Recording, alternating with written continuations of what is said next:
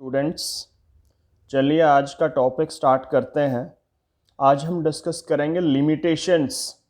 Limitations का मतलब होता है सीमाएं, हद। डीमेरिट्स, जिसको हम दोष कहते हैं, कमी कह सकते हैं, या डिसएडवांटेजेस, वही दोष या कमियां of cooperative societies. Cooperative societies जो फॉर्म ऑफ बिजनेस ऑर्गेनाइजेशन है, उसकी कुछ अपनी लिमिटेशंस भी हैं, उसके डिसएडवांटेजेस भी हैं या डीमेरिट्स भी हैं। वो कौन कौन से हैं वो हम समझते हैं। सबसे पहले बात करते हैं लैक ऑफ कैपिटल, कैपिटल की कमी होना। तो इन कोऑपरेटिव सोसाइटीज़ में कैपिटल की कमी होती है या पाई जाती है। इस तरह का एक लिमिटेशन बहुत बार देखा गया है, क्योंकि कोऑपरेटिव सोसाइटीज़ में हमने पढ़ा ये सोसाइटीज़ कैसे बनती हैं। कुछ पुअर सेक्शन के लोग होते हैं और वो इसके मेंबर बनते हैं, उससे कोऑपरेटिव सोसाइटीज़ बनती हैं। तो कोऑपरेटिव सोसाइटीज़ के जो भी मेंबर्स होते हैं वो लगभग इकोनॉमिकली पुअर बैकग्राउंड से होते हैं और उनका अपना लिमिटेड एरिया होता है, इसलिए वो अपनी कैपिटल का अमाउंट भी कम से कम ही इन्वेस्ट कर पाते हैं। तो इसलिए इन सोसाइटीज़ में बहुत बार कैपिटल की कमी पाई जाती है। ये सोसाइटीज़ काम और करना चाहती हैं, काम बढ़ाना चाहती हैं, लेकिन इसके मेंबर के पास इतनी कैपिटल नहीं होती कि ये अपने काम को और बढ़ा सके और अच्छे से कर सके। दूसरा, इनमें जो भी कैपिटल लगाई जाती है उसके बदले में कोई ज़्यादा बेनिफिट नहीं मिलता है, यानी कि फाइनेंशियली, जिसको हम डिविडेंड कहते हैं या प्रॉफिट कहते हैं। ठीक है, तो इस तरह से भी लोग इसमें पैसा इन्वेस्ट करना ज़्यादा पसंद नहीं करते हैं। तो इसलिए कोऑपरेटिव सोसाइटीज़ में कैपिटल की कमी ज़्यादातर देखी जाती है। Second, incomplete management. इनकम्प्लीट का मतलब होता है अधूरा या सही तरीके से ना होना। मैनेजमेंट का मतलब प्रबंध। किसी भी ऑर्गेनाइजेशन को जो ऑपरेट करने का सिस्टम होता है उसको हम मैनेजमेंट कहते हैं। तो इस तरह के कोऑपरेटिव सोसाइटीज़ का जो मैनेजमेंट है वो ज़्यादा अच्छा नहीं देखा गया है। उसका रीज़न क्या है? उसका रीज़न यही है कि इनका मैनेजमेंट उन मेंबर्स के द्वारा किया जाता है जो सेलेक्ट किए जाते हैं, यानी कि बाहर से कोई नए पर्सन नहीं आते हैं, प्रोफेशनल पर्सन नहीं आते हैं, एक्सपीरियंस्ड पर्सन नहीं होते हैं। उन्हीं सोसाइटीज़ के मेंबर्स में से कुछ मेंबर्स को मैनेजमेंट के लिए सेलेक्ट कर लिया जाता है। तो ज़्यादातर वो लोग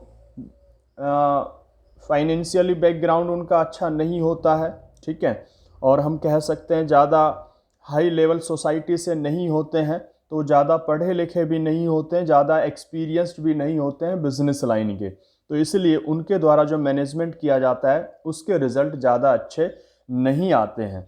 तो यानी कि यहाँ पे मैनेजमेंट इनकम्प्लीट देखा गया है, क्योंकि बाकी बिजनेस में तो हम प्रोफेशनल्स को मैनेजमेंट का काम देते हैं।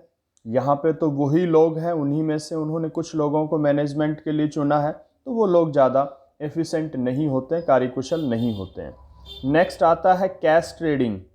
नगद जो है लेन देन इसमें होते हैं, खरीद और बेच इसमें होती है।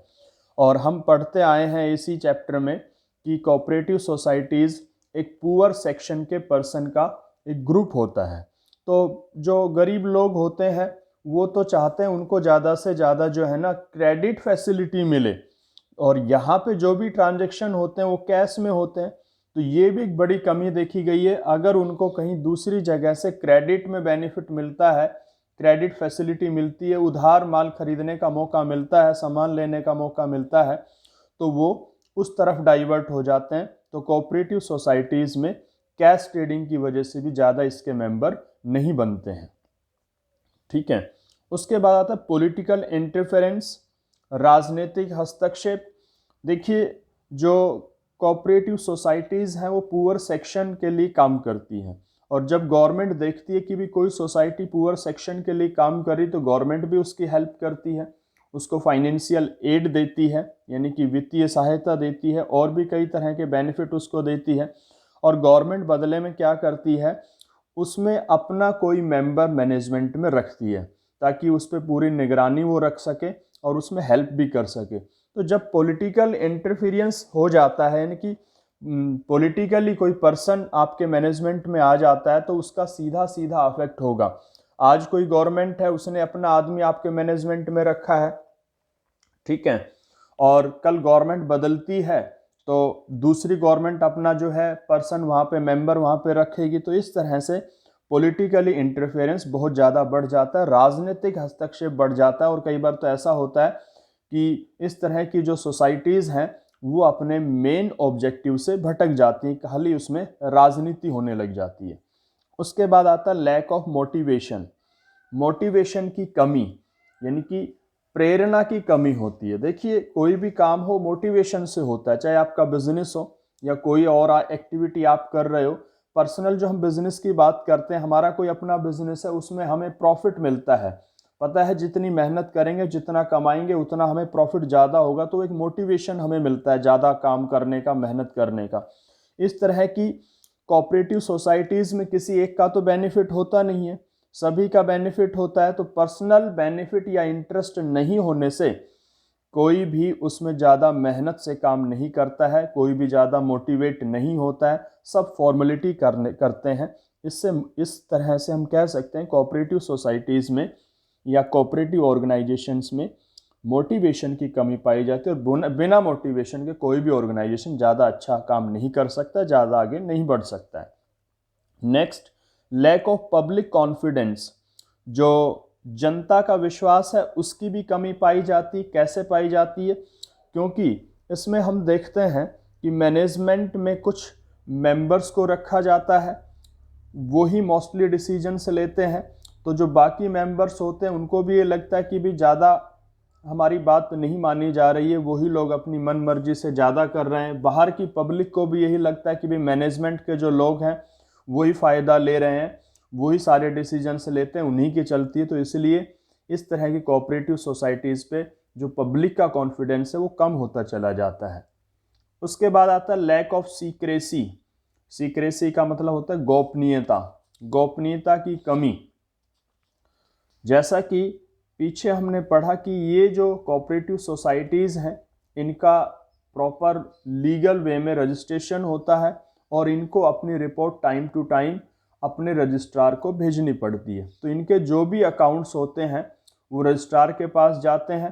तो एक तरह से अकाउंट्स की सारी जो भी डिटेल है वो भी पब्लिक हो जाती है, लोगों तक पहुंच जाती है। दूसरा, इसके जो मेंबर्स हैं उनका भी कोई ज़्यादा पर्सनल इंटरेस्ट नहीं होता है, तो वो भी कई बार ऑर्गेनाइजेशन से जुड़ी हुई सीक्रेट बातें बाहर तक पहुंचा देते हैं। और कई ऐसी बातें होती है, कुछ ऐसे चीज़ें होती हैं जो सीक्रेट होनी ज़रूरी होती है, और जब वो पब्लिक में पहुंच जाती है तो उसका कहीं ना कहीं ऑर्गेनाइजेशन को लॉस होता है। तो एक ये सीक्रेसी की कमी है। और लास्ट है म्यूचुअल डिस्प्यूट्स। म्यूचुअल का मतलब होता है आपसी, डिस्प्यूट का मतलब होता है विवाद। आपसी विवाद भी ज़्यादा देखे गए हैं कोऑपरेटिव सोसाइटीज़ में, क्योंकि हमने देखा है स्टार्टिंग में तो जो पर्सन्स होते हैं या इसके मेंबर होते हैं वो काफ़ी एग्रेसिव होते हैं, इसका सेटअप करते हैं, आपस में एक दूसरे के हेल्प के लिए काम करते हैं, यानी कि बड़े उत्साहित होते हैं। लेकिन जैसे जैसे समय बीतता है उनको उनका पर्सनल इंटरेस्ट कम होता चला जाता है, क्योंकि इसमें पर्सनली किसी को इतना सीधा बेनिफिट नहीं होता है। यहाँ तो एक दूसरे के लिए काम करने के लिए ऑर्गेनाइजेशन बनाया जाता है। तो धीरे धीरे जैसे टाइम बीतता है या तो उनका पर्सनल इंटरेस्ट कम हो जाता है या फिर वो अपना पर्सनल इंटरेस्ट ही देखते हैं, अपना फ़ायदा देखने के लिए काम करने लग जाता है, मेरा फ़ायदा कहाँ है, ठीक है।